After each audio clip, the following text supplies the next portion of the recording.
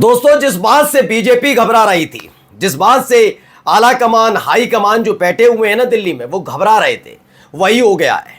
यानी जिन व्यक्ति को, जिन शख्सियत को लगातार मोदी का अनुमान कहा जाता था, उन्होंने एक ऐसी बड़ी टेंशन बिहार वाली सरजमी से दिल्ली वाले नेताओं को दे दी है कि अब बैठकों का दौर न सिर्फ शुरू हुआ है, बल्कि अब हालात ये पैदा हो गए हैं कि कई बीजेपी नेताओं की ख्वाहिशों पर पानी फेर सकता है। अगर नहीं फिरा तो दिल्ली में हालात खराब हो सकते हैं, दिल्ली में सिंहासन हिल सकता है। आज मैं आपको दिखाने जा रहा हूं, बिहार की सरजमी पर होना है इसी साल लोकतंत्र का महापर्व, मनाया जाना है, चुनाव होने हैं, और उससे पहले उम्मीद थी कि नीतीश कुमार कोई झटका देंगे, लेकिन झटका दे दिया है चिराग पासवान ने। चिराग पासवान को नाराज इस दौर में किसी भी कीमत पर बीजेपी करना नहीं जाएगी। वजह मैं आपको बताऊंगा तो यकीन मानकर चलिए, आप भी हैरान रह जाएंगे। तो क्या मान लिया जाए, न नीतीश, न सम्राट, न विजय सिन्हा और न बीजेपी का कोई नेता, बल्कि चिराग पासवान मुख्यमंत्री बनने जा रहे हैं। नमस्कार, मैं हूं प्रज्वल गौतम और आप देख रहे हैं न्यूज सर्किल। मैं जब आपके सामने बिहार की राजनीति या उसका समीकरण लेकर आता हूं, मैंने हमेशा ये कहा है कि ये उस दौर का बिहार है जिस दौर में बिहार में युवाओं की तादाद ज्यादा है, और ये वो युवा नहीं है जो 18 साल से कम है और जो वोटर नहीं है। दरअसल ये वो युवा हैं जो बिहार के विकास को समझते हैं, बिहार की सियासत को समझते हैं, बिहार में क्या इंफ्रास्ट्रक्चर होना चाहिए उसे समझते हैं, और तो और ये लोग विकास पसंद हैं, ये पढ़े लिखे हैं। क्योंकि बिहार के लिए एक परसेप्शन हमेशा बनाने की कोशिश की जाती रही कि बिहार यानी कि एक ऐसा प्रदेश जहां पर पढ़े लिखे लोग नहीं हैं, जहां मतलब एक तबका ऐसा रहता है, ज्यादातर तबका ऐसा है जिसे कोई लेना देना नहीं। ऐसा नहीं है, बिहार काफी बदल चुका है और इसीलिए बिहार ने बड़े बड़ों की किस्मत को बदल कर रख दिया है। अब वो डायलॉग जो कहते थे ना, एक बिहारी सब पर भारी, बिल्कुल वो हालात पैदा करती है। और एक बिहारी अब 100 पर भारी नहीं है, 1000 10,000 पर भारी पड़ रहा है। और एक ऐसे ही बिहारी हैं चिराग पासवान। मैंने हमेशा बताया कि आखिरकार इस दौर की राजनीति में बिहार की जनता और युवा क्या चाहते हैं। वो चाहते हैं तो तेजस्वी या चिराग पासवान। मैं सम्राट चौधरी के नाम से बिल्कुल भी खारिज नहीं करता, लेकिन इतना पता है कि सम्राट चौधरी का वो ऑरा अब तक नहीं बन पाया है जो बनाने के लगातार प्रयासरत रहते हैं, जो तेजस्वी का है, फिर चिराग पासवान का है। ऐसे में चिराग पासवान एक बड़ा झटका देने जा रहे हैं, जिस झटके का ऐलान उन्होंने, और संकेत और ऐलान दोनों, पहले अपने सांसद के जरिए करवाया, फिर खुद आगे आकर कर दिया। आपको मालूम होगा कि लोक जनशक्ति पार्टी रामविलास के जो सांसद जो हैं, उन्होंने कहा कि तेजस्वी यादव है ही सब है, ठीक है, लेकिन चिराग पासवान को मुख्यमंत्री बनना चाहिए, ये पहले उन्होंने कहा। फिर चिराग पासवान ने भी ऐलान किया। पहले ये ऐलान क्यों किया गया वो मैं आपको समझाऊंगा। चिराग पासवान ने ऐलान किया कि वो ज्यादा दिनों तक केंद्र की राजनीति नहीं करना चाहते और बिहार वापस लौटना चाहते हैं। यह संकेत ऐसे वक्त में आया जब जनता दल यूनाइटेड की तरफ से लगातार यह कहा जा रहा था कि एक तरफ बार बार ये संदेश, कभी अश्विनी चौबे, कभी वो हरियाणा वाले जो सीएम है नायाब सिंह सैनी सम्राट चौधरी के सामने कहते हैं कि सम्राट चौधरी को मुख्यमंत्री बनना चाहिए, मतलब नेतृत्व में लड़ना चाहिए। अश्विनी चौबे कह देते हैं कि नीतीश कुमार को चलाया जाना चाहिए दिल्ली, मतलब रास्ता साफ कर देना चाहिए बीजेपी के लिए। इधर हलचल मची हुई है, बार बार कहा जाता है नीतीश के नेतृत्व में चुनाव लड़ा जाएगा, लेकिन महाराष्ट्र वाली स्थिति देखी जा चुकी है कि एकनाथ शिंदे के नेतृत्व में चुनाव लड़ा जाता है, लेकिन जब चुनाव परिणाम आते हैं तो देवेंद्र फडणवीस मुख्यमंत्री बन जाते हैं। स्पष्ट कर नहीं रहे, ना अमित शाह बोलते हैं, ना नरेंद्र मोदी बोलते हैं। ऐसे में क्या स्थिति है, खबर यह तलक निकल कर आ रही थी कि नरेंद्र मोदी के बिहार दौरे पर खास तौर पर फोकस जनता दल यूनाइटेड का यह रहने वाला है कि क्या वाकई नीतीश कुमार के नेतृत्व में चुनाव लड़ने जा रही है बीजेपी।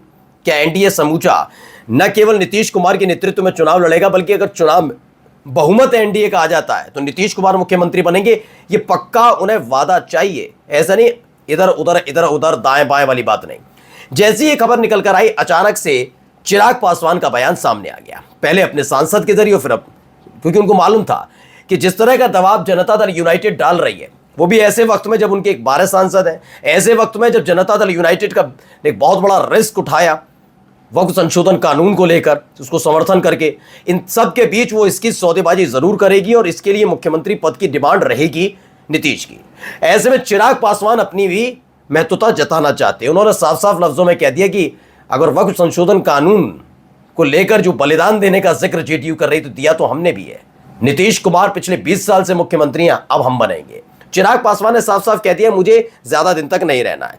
अब क्या चिराग पासवान को भुला पाएगी, चिराग पासवान से ये सारी चीजें हो पाएंगी? तो पहले एक खबर पढ़ी ना, भारत टाइम्स की है।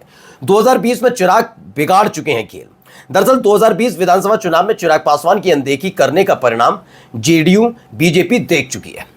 जनता दल यूनाइटेड भी जानती है और भारतीय जनता पार्टी भी जानती है, दोनों जानते हैं कि चिराग पासवान की अनदेखी नहीं की जानी चाहिए। हालत दोनों की सामने आई थी जब आरजेडी एक बड़ी पार्टी बनकर उभरी थी, सबसे बड़ी पार्टी वही थी। वो बात अलग है कि तोड़ना, इसको तोड़ना, इसको लाना, उसको लाना, ये बीजेपी की रणनीति रही है, वो बात अलग है।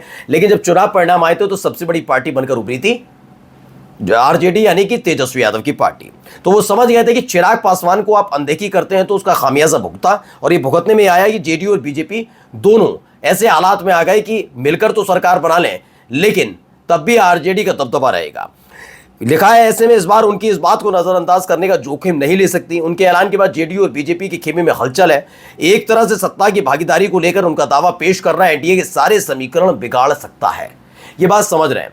हर कोई ये क्या कर रहा है, अपने अपने लिहाज से वहां पर अपनी दावेदारी न केवल कर रहा है बल्कि भारतीय जनता पार्टी को घुटनों के बल बिठा रहा है। पहला नाम आता है जीतन राम मांझी का।